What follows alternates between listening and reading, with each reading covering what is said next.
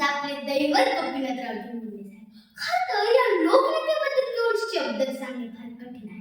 तरीही मी शब्दांचा खटाटोप करते व आदरणीय पूजनीय दिवंगत गोपीनाथरावजी मुंडे साहेब यांच्याबद्दल विचार व्यक्त करण्यास सुरुवात करते. नमस्कार, मी अन्वी संजय गर्जे, इयत्ता 5वी, जिल्हा परिषद प्राथमिक केंद्र शाळा करंजीची विद्यार्थिनी, तालुका करमाळा, जिल्हा सोलापूर.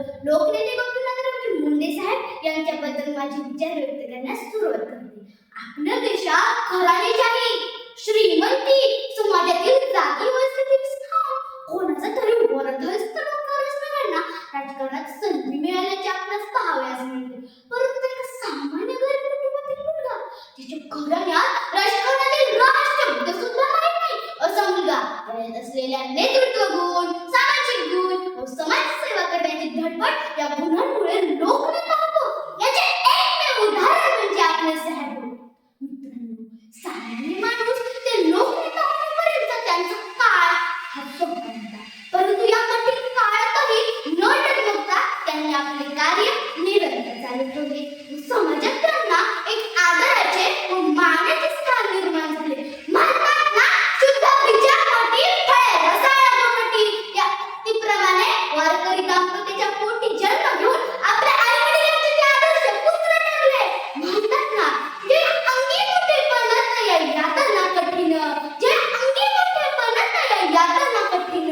राजकारण ते समाजकारण करताना साहेबांनी अनेक स्थित्यंतरे अनुभवली. 1992 साली साहेब विधानसभेत विरोधी पक्षनेते होते.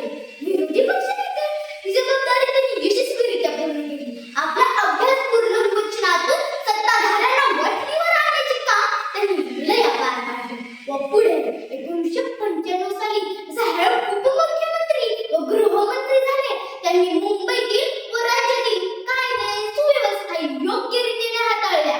सत्तेत आल्यावर सूडभावनेने त्यांनी कोणावरही कारवाई केली नाही. उलट विरोधी पक्षातील नेते दिवंगत विलासरावजी देशमुख यांच्याशी त्यांच्या मित्रत्वाचे नाते होते. या दोघांची जोडी म्हणजे तर राम लक्ष्मणाची जोडी होती. साहेबांमधील आणखी एक गुण म्हणजे पडत्या काळात कधी पक्ष न सोडणे. विरोधी पक्षातून पक्ष बदलण्यासाठी त्यांना अनेक ऑफर्स येत असताना आपला पक्ष निष्ठेला तडा न जाऊ देता या उलट त्यांनी आपला पक्ष मोठा केला. आजकालच्या राजकारणात हा गुण कुठेच बघायला मिळत नाही. साहेबांनी कार्यकर्त्यांना कधीच दुखावले नाही. कार्यकर्त्यांना मोठे करण्याचा दिलदारपणा फक्त साहेबांच्या अंगी होता, फक्त साहेबांच्या अंगी होत्या.